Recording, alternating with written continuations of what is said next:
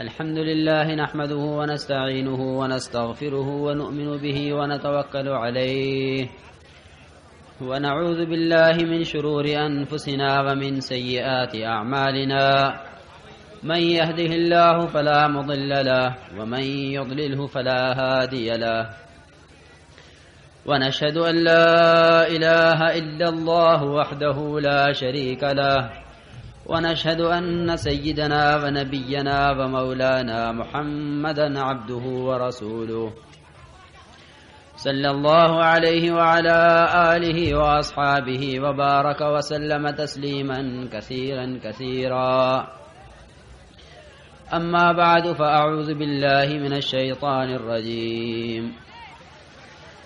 والذين جاهدوا فينا لنهدينهم سبلنا وإن الله لمع المحسنين.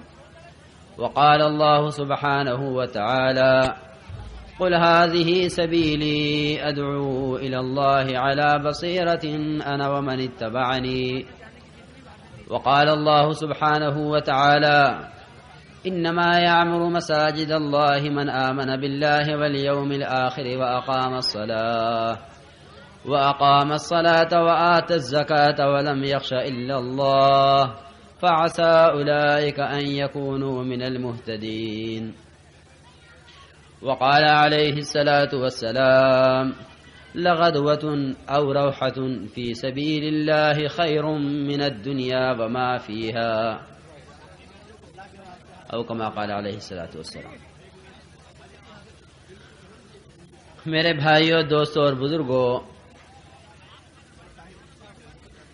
اللہ تعالی کی طرف سے ہر انسان کو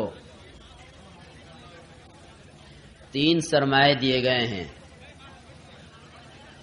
3 سرمایے زندگی گزارنے کے لیے ہر انسان کو دیے گئے ہیں: جان، مال اور وقت. یہ 3 بڑے بڑے سرمایے ہیں: جان، مال، وقت. ان 3 سرمایوں کا صحیح استعمال، ان 3 چیزوں کا اس کی جگہ پر خدا کے احکامات کے مطابق استعمال ہونا، ان 3 چیزوں کو غنیمت سمجھنا، مرنے سے پہلے ان 3 چیزوں سے فائدہ اٹھا لینا، یہ کامیابی کا راستہ ہے. اور جناب رسول اللہ صلی اللہ علیہ وسلم اور آپ سے پہلے کے تمام انبیاء علیہ السلام جتنے گزرے ہیں، ان سب کی جان، مال، وقت وہ امت کے بنانے میں، امت کو راہ راست پر لانے میں، دین کو دنیا میں زندہ کرنے میں، اسی میں صرف ہوا ہے. مال کا کوئی پیسہ، وقت کا کوئی منٹ اور جسم کا کوئی تقاضا وہ دین کے علاوہ پر استعمال نہیں ہوا ہے. جسم کا کوئی عضو، مال کا کوئی جو ہے پیسہ اور وقت کا کوئی منٹ، وہ خدا کے احکامات کے علاوہ یا خواہشات پر یا اپنی منمانی پر، اپنی دل چاہی پر ایک ذرے کے برابر بھی انبیاء کا اس پر استعمال نہیں ہوا، بلکہ انبیاء کا تمام جان، مال اور وقت وہ تمام کا تمام امت کو خدا کے ساتھ، خدا سے جوڑنے میں اور خدا کی مخلوق کو خدا کی راہ دکھلانے میں، خدا کے کنبے کو خدا کی طرف بلانے میں اس میں خرچ ہوا ہے. پھر محنت کا میدان انبیاء کا انسان بنے.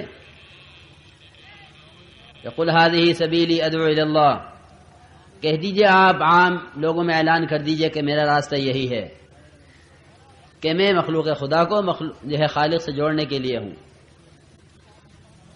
میں مخلوق خدا کو خالق سے جوڑنے کے لیے ہوں، لوگوں کو بندوں کی عبادت سے نکال کر بندگی پر لانے کے لیے ہوں، اور بندوں کو تنگی سے نکال کر فراخی کی طرف لانے کے لیے ہوں. یہ میرا کام ہے. اس لیے انبیاء کی محنت کا میدان انسان بنتے ہیں. اسی لیے فرمایا ہے الناس معادن کمعادن الذهب والفضة خيارهم في الجاهلية وخيارهم في الإسلام إذا فقهوا.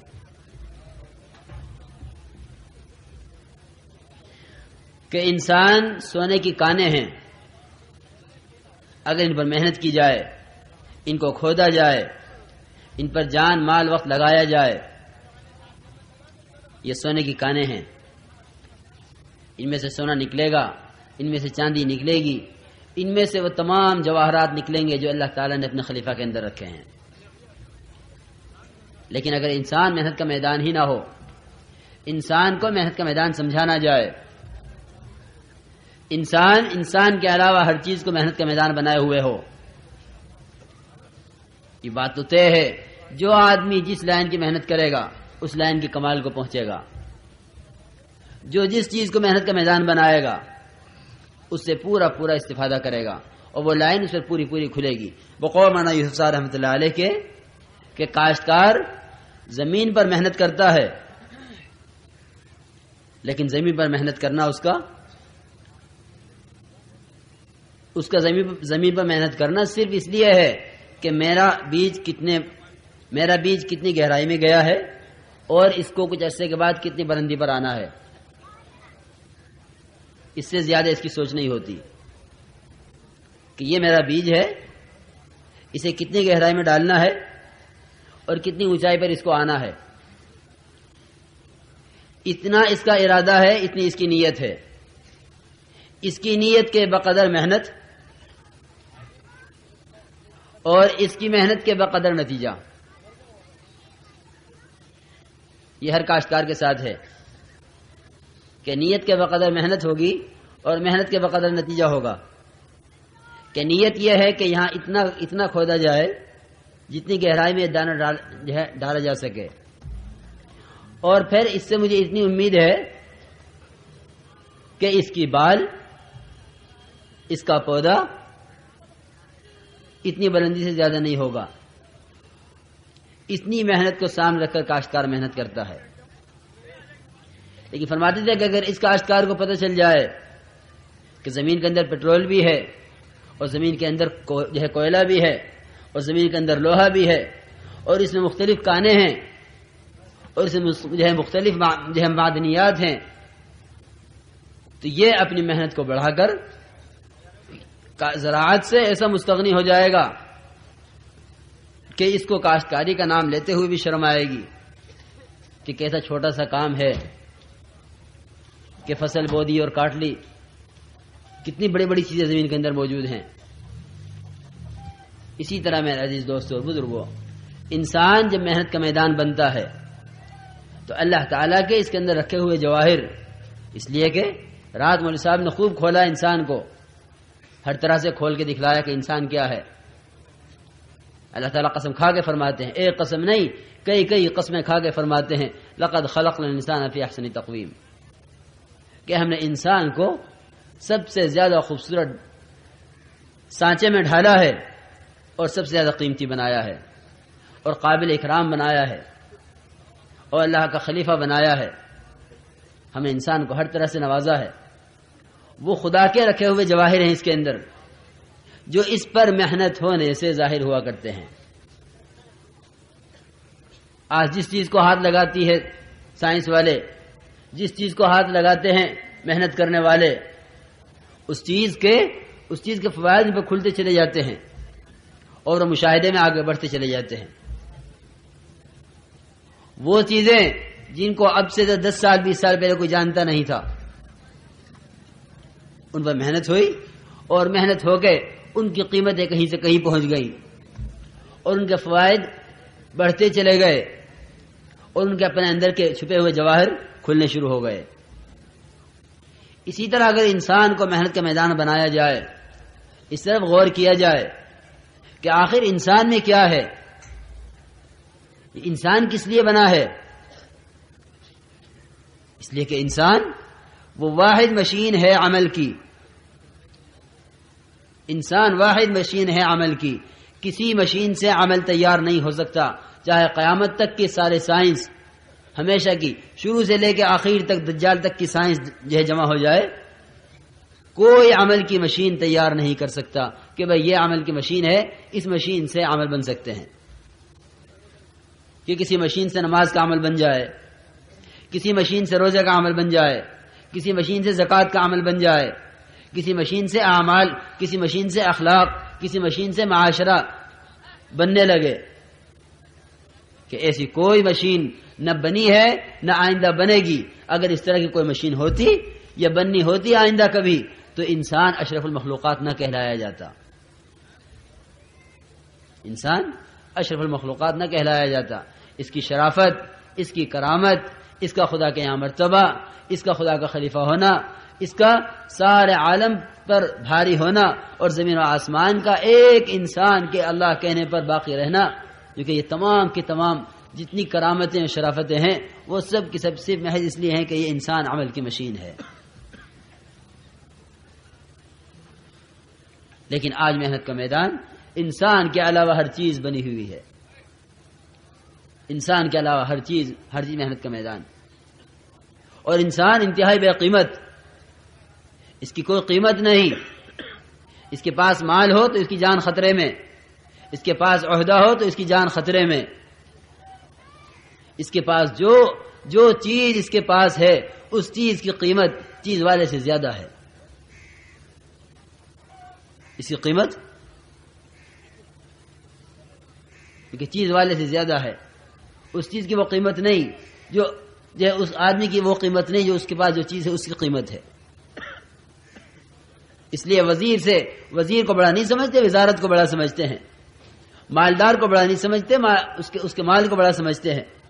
آج اگر مالدار کے پاس مال نہ ہو تو اس کی کوئی حیثیت نہیں، آج وزیر کے پاس وزارت نہ ہو تو اس کی کوئی حیثیت نہیں۔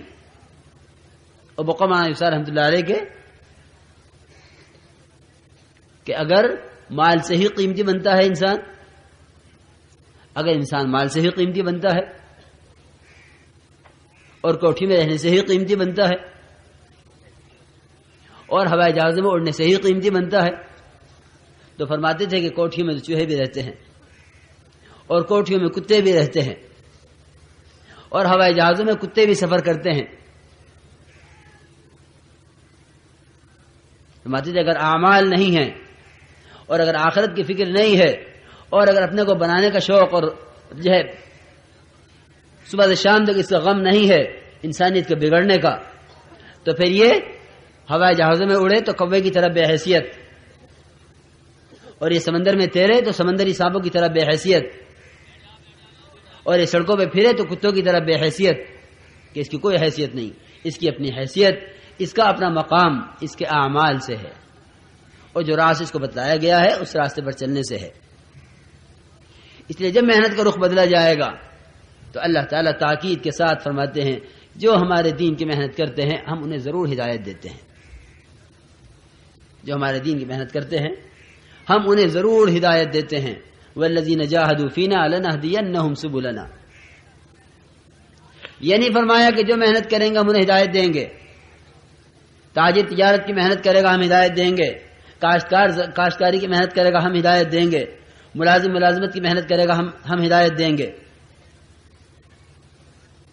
جو جس لائن کی محنت کرے گا اس لائن کی ہدایت ہوگی، جو جس لائن کی محنت کرے گا وہ لائن اس پر کھلے گی، لیکن جو ہماری لائن میں محنت کرے گا ہم اسے اپنی لائن کی ضرور ہدایت دیں گے اور ضرور اپنا راستہ اس پر کھولیں گے۔ اس لیے میرے عزیز دوستو اور بزرگوں، ہمیں اپنی محنت کے رخ کو بدلنا ہے، ہمیں اپنی محنت کے رخ کو بدلنا ہے، اور محنت کے رخ کو بدل کر دنیا سے آخرت کی طرف، چیزوں سے اعمال کی طرف، اور فنا ہونے والی چیزوں سے ہمیشہ ملنے والی جو ہے نعمتوں کے حاصل کرنے کی طرف اپنے رخ کو ہمیں بدلنا ہے۔ کیونکہ جب رخ بدل جاتا ہے محنت کا، جب محنت کا رخ بدل جاتا ہے تو جسے رخ کیا گیا ہے اس طرف چیزیں نظر آنی شروع ہو جاتی ہیں کہ ابھی محنت کا رخ کیا تھا، اب محنت کا رخ کیا ہے، ابھی محنت کا رخ چیزوں کا تھا، اب محنت کا رخ اعمال کا ہے۔ کیونکہ جب اعمال کے رخ پر آدمی پڑ جاتا ہے تو اعمال کے ذریعے سے مسائل حل ہوتے نظر آنے لگتے ہیں. لیکن کیونکہ ابھی محنت ہے ملک و مال کی، ابھی محنت ہے چیزوں کی، ابھی محنت ہے تجارت کی، ابھی محنت ہے زراعت کی اور ملازمت کی، ابھی محنت ہے خدا کی ذات سے بالواسطہ مسائل کو حل کرانے کی، خدا کی ذات سے بلا واسطہ اور براہ راست مسائل کو حل کرانے کی محنت نہیں ہے. جو کہیں کہ اس محنت کے رخ کے بدل جانے کی وجہ سے اعمال سے ہوتا نظر نہیں آتا کہ جس کے پاس اتنا مال اتنا کامیاب، جس کے پاس اتنی چیزیں وہ اتنا کامیاب، جس کے پاس اتنے ٹریکٹر وہ اتنا کامیاب، جس کے پاس اتنی بڑی ملازمت وہ اتنا کامیاب.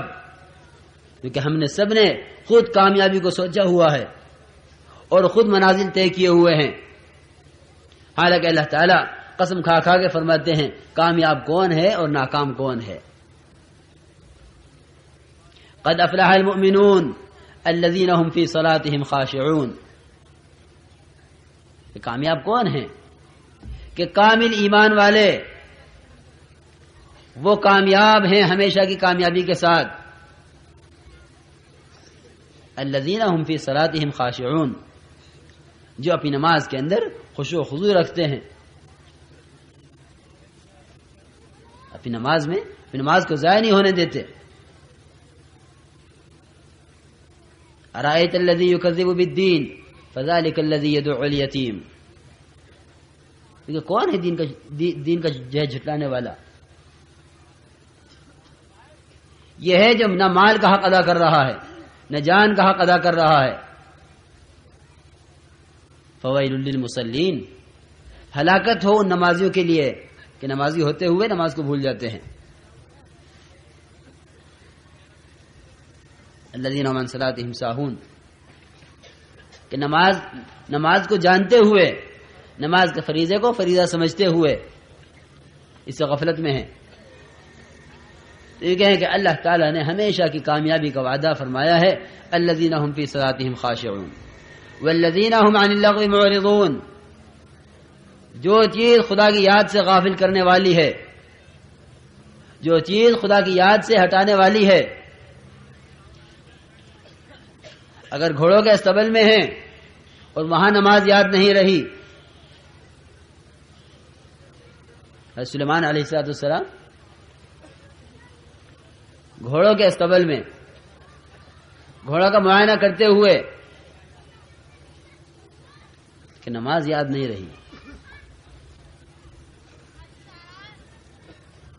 اور ایک صحابی جو کہ باغ میں نماز پڑھتے ہوئے ایک چڑیا میں دھیان چلا گیا، نماز سے دھیان ہٹ گیا کہ باغ کو ہٹاؤ راستے سے، باغ کو راستے سے ہٹاؤ، یہ نماز خراب کرنے والا ہے. صبح سے شام تک کتنے مسائل ایسے ہیں جو یوں کہلواتے ہیں کہ ہاں نماز ابھی پڑھ لیں گے، ابھی پڑھ لیں گے، ابھی پڑھ لیں گے.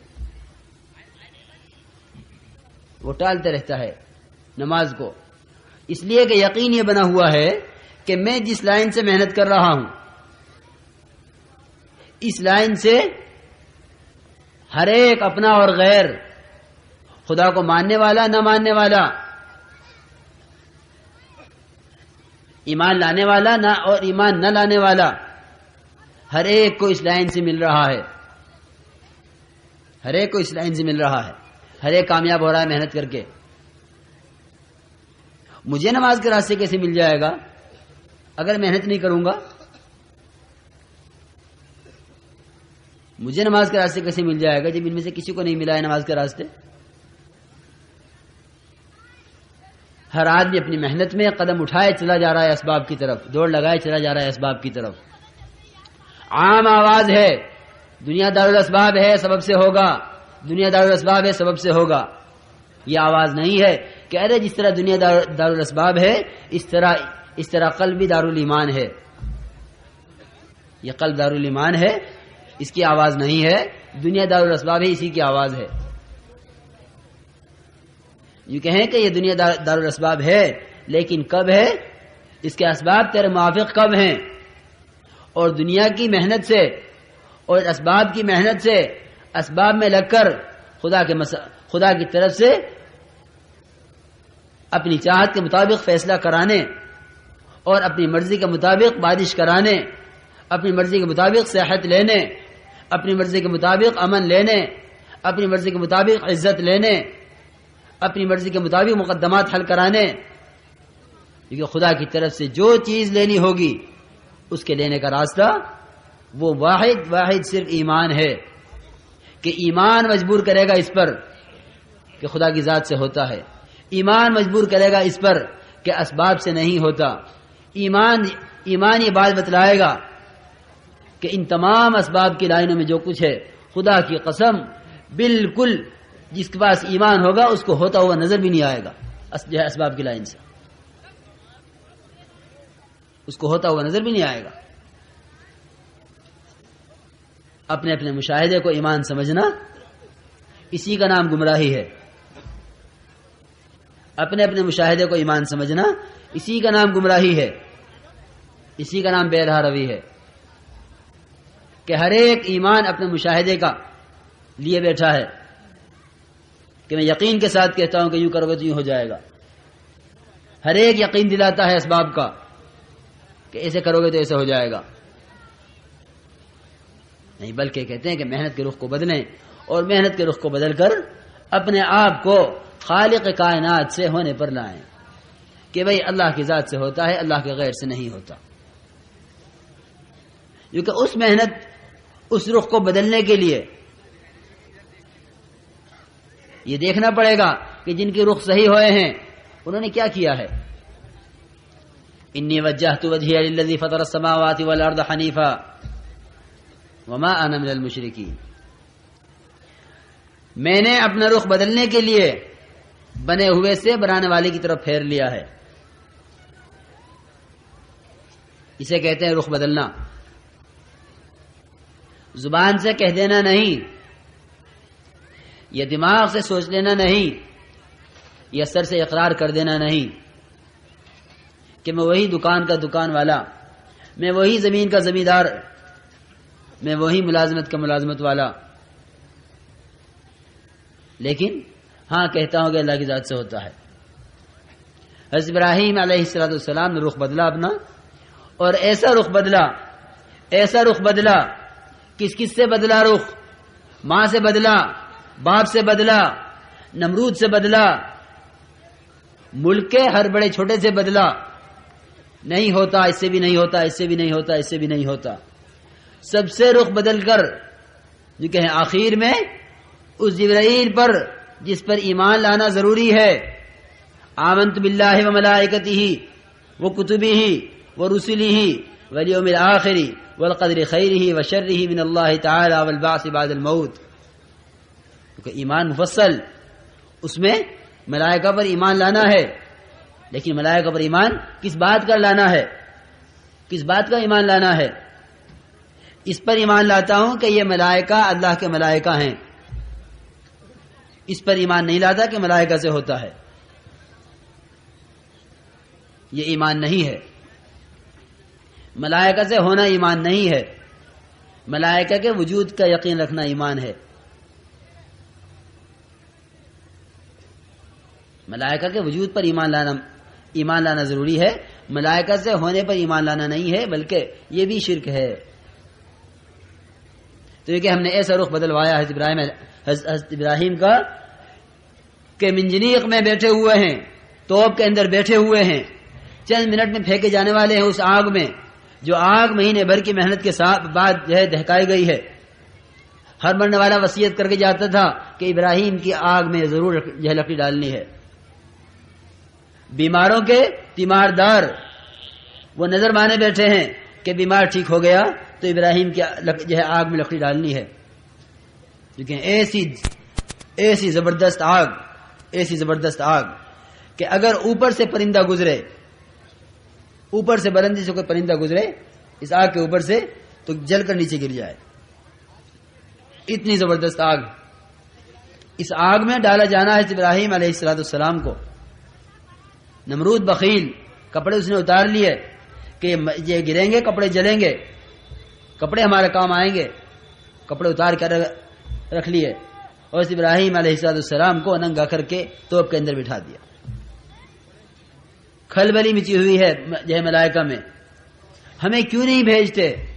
آپ نے مجھے پانی کی قوت دی ہے، آپ نے مجھے پہاڑوں کی قوت دی ہے، آپ نے مجھے ہوا کی قوت دی ہے، اور جبرائیل علیہ السلام کہ آپ نے مجھے ان تمام قوتوں سے نوازا ہے جو قوت آپ نے اوروں کو نہیں دی ہے،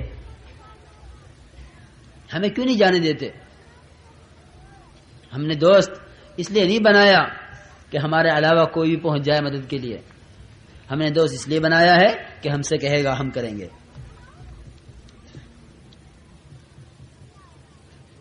حدیث میں آتا ہے جسے دوستی کرنی ہو فلینظر الی من یخالل، کہ وہ دیکھ لے دوست کس کو بنا رہا ہے، دوست کس کو بنا رہا ہے۔ دوست بنانے سے پہلے دیکھو دوست کس کو بنا رہے ہو، کیونکہ اللہ تعالیٰ نے بھی دوست بنانے سے پہلے دیکھا ہے دوست کس کو بنا رہا ہوں، رخ صحیح ہے اس کا یا غلط ہے۔ اس رخ کے صحیح غلط دیکھنے کے لیے اتنے ہنگامی حالات میں، اتنے سخت موقع پر کہ ملک کا کوئی حضرت ابراہیم کا ساتھ دینے والا نہیں، توپ کے اندر بیٹھے ہوئے ہیں، اور یہ کہیں کہ حضرت جبرائیل علیہ السلام نے آ کر تو کہا کہ یہاں سے آپ کو لے جاؤں یا اس آگ کو غائب کر دوں، ہر طرح کی قوت لے کر آیا ہوں، جو حکم ہو فرمائیے۔ میں عرض کرنا چاہتا ہوں کہ رخ صحیح ہونا کسے کہتے ہیں؟ وہ بھی انسان تھے، ہم بھی انسان ہیں۔ رخ صحیح ہونا اسی کو کہتے ہیں اما الیک فلا، کہ اگر تم مجھے اپنا محتاج سمجھتے ہو کسی بھی درجے میں، تو میں کسی بھی درجے میں تمہارا محتاج نہیں ہوں۔ اللہ کی ذات سے ہوتا ہے، اللہ کرتے ہیں۔ حالانکہ جبرائیل وہ معتمد فرشتہ ہے، وہ معتمد فرشتہ ہے جس پر دونوں طرف سے اعتماد ہے کہ غیر نبی کی طرف جا نہیں سکتا اور غیر خدا کی طرف سے آ نہیں سکتا، غیر خدا کی طرف سے آ نہیں سکتا اور غیر نبی کے پاس بھی جا نہیں سکتا۔ جس کے پاس بھیجیں گے اللہ تعالیٰ وہیں جائیں گے۔ وما نتنزل الا بامر ربک، کہ نبی جی ہم تو آپ کے رب کے حکم سے آتے ہیں۔ آپ نے پوچھا جبرائیل کہاں غائب ہو اتنے دن سے، کیوں نہیں آتے؟ اپنی مرضی سے نہیں آتے، ہم تو بھیجے ہوئے آتے ہیں، جب حکم ہوتا ہے تو جاتے ہیں۔ اتنا معتمد فرشتہ وہ ایسے سخت موقع پر آ کے یوں کہے کہ میرے لائق کوئی خدمت، جبکہ اتفاق ہے کہ اس سے بڑی کوئی طاقت نہیں ہے خدا کی طرف سے دی ہوئی، کسی کو اتنی بڑی طاقت نہیں دی کہ وہ قد و قامت جس کی کوئی حد نہیں ہے، تحت الثری سے لے کے عرش تک، اور پروں نے گھیرا ہوا ہے سارے مشرق مغرب کو، اتنے لمبے چھوڑے جبرائیل یوں کہیں وہ جب انجینئر میں گئے اور پوچھا کہ کیا کروں، ما الیک فلا، مجھے تمہاری ضرورت نہیں ہے۔ کہ جب اس طرح رخ صحیح ہو جاتا ہے تو پھر ہم اسے امام بنا دیتے ہیں سارے عالم کا۔ انی جاعلک للناس اماما، انی جاعلک للناس اماما، کہ ہم ابراہیم تمہیں قیامت تک کے لیے امام بناتے ہیں، امام ملت تم ہو۔ اب جناب رسول اللہ صلی اللہ علیہ وسلم کو بھی کہ آپ بھی ملت ابراہیمی کا اتباع کریں، ہم نے خلیل چن لیا ہے، آپ ملت ابراہیم کا اتباع کریں۔ اس کو کہتے ہیں رخ کا صحیح ہونا۔ اس رخ کو صحیح کرنے کے لیے ایسا نہیں ہے کہ ابراہیم علیہ السلام کا رخ یوں ہی صحیح ہو گیا ہو۔ وَإِذِ ابْتَلَىٰ إِبْرَاهِيمَ رَبُّهُ بِكَلِمَاتٍ فَأَتَمَّهُنَّ، کہ جب ہم نے ابراہیم علیہ السلام کو 30 صفات کے اندر آزمایا، ابراہیم تمہیں یہ کرنا ہے، تمہیں یہ کرنا ہے، تمہیں یہ کرنا ہے، تمہیں یہ کرنا ہے، تمہیں یہ کرنا ہے، 30 صفات قرآن کے اندر خدا نے گنوائی ہیں۔ ان 30 صفات کو جب پورا کر دیا، مکمل کر دیا، فَأَتَمَّهُنَّ، جس طرح کرنے کا حق تھا اس طرح کر کے دکھلا دیا۔ قال انی جاعلک للناس اماما، ابراہیم ہم تمہیں اب امام بنائیں گے سارے عالم کا۔ قال ومن ذریتی، قال لا ینال عہد الظالمین، کہ میری ذریت میں، کہا کہ نہیں، اگر یوں یہی محنت کا رخ ہے تو وعدے ہیں، اور اگر یہ محنت کا رخ نہیں ہے تو ظالمین سے کوئی وعدے نہیں ہے۔ اگر یہ محنت کا رخ ہے جو تمہارا ہے تو یہ کہ حضرت ابراہیم علیہ السلام نے ہر لائن کی قربانی دی ہے خدا کے دین کے تقاضے پر. بیوی کی قربانی، بچے کی قربانی، وطن کی قربانی، گرمی سردی کی قربانی. اللہ اکبر. ذرا اٹھا کے دیکھیں حضرت ابراہیم علیہ السلام کی قربانیوں کو تو اندازہ ہوگا کہ دعوت کا کام کیا ہے اور تبلیغ کسے کہتے ہیں. تبلیغ